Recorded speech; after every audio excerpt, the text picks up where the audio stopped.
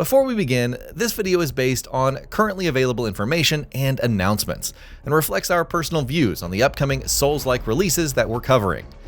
As always, we recommend that you make your own informed call by looking to each game yourself and ensuring it matches your expectations, standards, and personal values.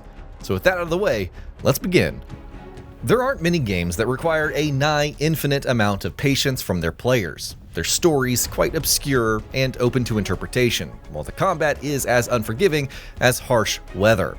The Souls-like genre has been steadily cementing itself as a niche in modern gaming that scratches a very particular itch.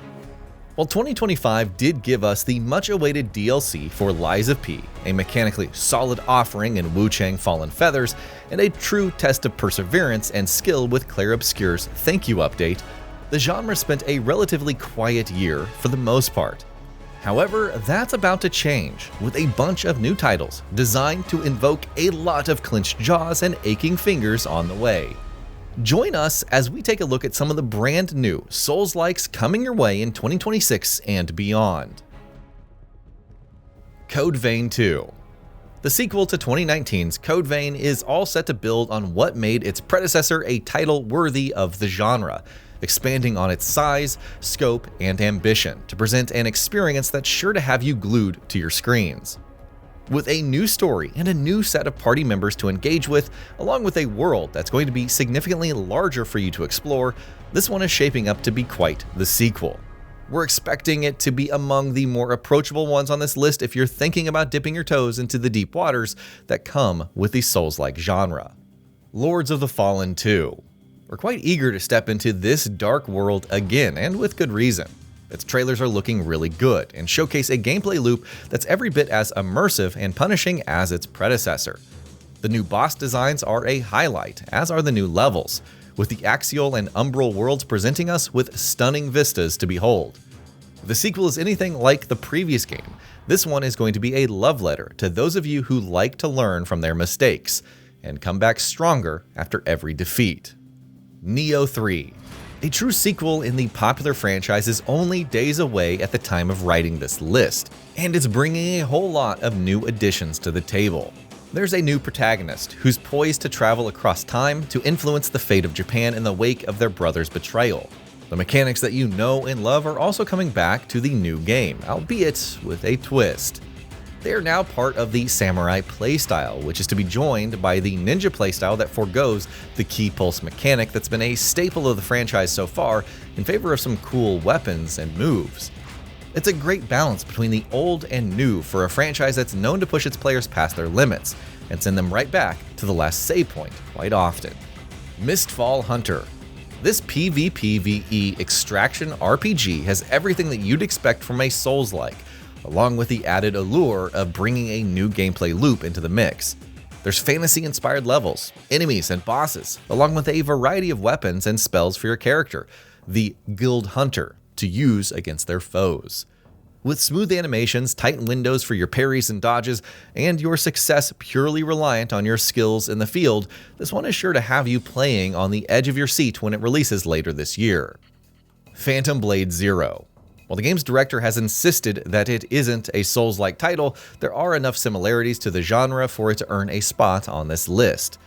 Its slick, wuxia-based combat and traversal mechanics are a sight to behold, while its enemies pack quite a punch in a story that gives you 66 days to uncover a conspiracy surrounding your character. While it's probably going to be approachable on lower difficulties, everything we've seen about this one is evidence that putting it on the hardest possible level of challenge is going to have you in desperate battles for survival, thanks to combat mechanics and enemy designs that are geared to dish out as much punishment as they receive. Valor Mortis. This is an interesting one. Set in an alternate version of 19th century Europe where Napoleon's military ambitions have resulted in a world gone horribly wrong. You step into the shoes of William, an English soldier who's been resurrected and forced to fend off undead hordes with his own comrades among their ranks. That sets the stage for an excellent first-person Souls-like where you use your cutlass, flintlock pistol, and a host of magical spells to strike, slash, dodge, and parry your way through an adventure full of mystery and conspiracy. We've definitely got our eyes on this one and we'll be diving in when it releases later this year. The Relic First Guardian. This dark action RPG has a lot of interesting twists to the traditional Souls-like formula. For starters, your attacks don't consume stamina, and all of your skills work off cooldowns as opposed to mana or other resources. Second, every weapon or piece of gear you find is unique, which is another feather in its cap. But the story is probably going to be a highlight of the experience, with your character, the Keeper, exploring the remnants of a past civilization that has faded out of existence. Memories of lives long past are going to be a key focus of your experience, and it's quite a poignant narrative from what we've seen so far. This one drops in May this year, and we're expecting it to be a title that haunts us long after we complete it. Fatekeeper. A protagonist with a talking rat stowed away in his backpack, exploring a fantasy world that's designed to catch your attention, is something that's sure to appeal to any Souls-like fan. That's exactly what Fatekeeper is bringing to the table, with visuals and a gameplay loop that could have you losing track of the many hours that you're going to be spending exploring its world. The game's demo showcases many familiar mechanics and a combat system that's seemingly easy to learn but is probably significantly harder to master. It's entering early access on Steam later this year, with a console version confirmed to come along sometime after that. Beast of Reincarnation.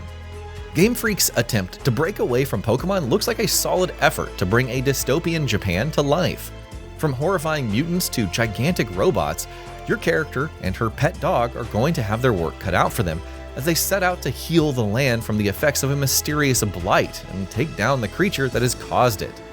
The visuals are definitely impressive, while the combat has been compared to Sekiro, which is always good news for a game that aims this high. It's coming out later this year and is certainly looking like it could be worth your time and your money. The Duskbloods. Hidetaka Miyazaki is back again with a new project, though this one's a Switch 2 exclusive. You get to pick from a lineup of Duskbloods, characters with vampiric abilities, and will be thrust into a dark fantasy world with both PvP and PvE elements. While the director has been typically cagey about the details, we know that each Bloodsworn comes with unique weapons, gear, and abilities, and must fight against beings that have left their humanity behind in the pursuit of a mysterious power across time and space. That's more than enough to pique our curiosity, and our Switch 2 is probably going to be quite busy when this one releases sometime this year. Lies of P2. Nioh is hard at work on a sequel to its runaway hit, but details are scarce about when it's going to be released. However, the studio has been quite open about how it's been enjoying the process of creating a sequel, and there have been hints at a more expansive, less linear world for P, or Carlos, if you will, to explore. Of course, the cliffhanger at the end of the first game has us expecting characters from another popular childhood story to make an appearance, and curious to know more about how they could fit into Krat's grim world in the process. We could hear more about this one over the course of the year, and maybe even play it in this year or in 2027. Knight's Path. Set in the Roman Empire and placing you in the shoes of Alaric, a disgraced noble out to restore his name, this one is sure to delight those among you who prefer a more methodical approach to combat. You're going to want to take your time mastering its mechanics, as it's designed around each move you make being intentional, which is always a good thing in a Souls-like.